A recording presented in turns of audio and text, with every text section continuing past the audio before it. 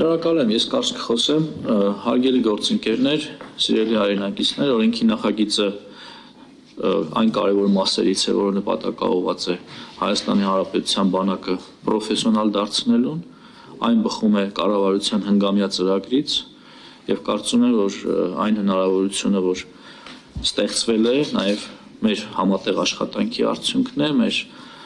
կատարած օրենսդրական փոփոխությունների արդյունքն է եւ քանի որ կա դրա համար հիմք, կառավարությունը որոշում է ընդունել այս օրենքի նախագիծը անցկացնել հիմա եւ կարծում եմ սա հանրային մեծ հետաքրքրություն ներկայացնող փոփոխություն է եւ խնդրում եմ կողմ քվեարկել երկրորդ ընթերցման այն հաստատելու։ Հարգելի գործընկերներ, քանի որ արտահերթի օրակարգում կառավարություն դրել, մեր քվեարկելու անհրաժեշտություն չկա։ Կա։ Շատ լավ, ովքեր են կողմ երկրորդ ընթերցմամբ այս նախաձեռնությունը լիագումար նիստերի օրակարգ մտցնելու կողմ, դեմ, ձեռնպա, երկուս։ Դրական եզրակացություն ստացանք, պարոն նախարար, շնորհակալություն։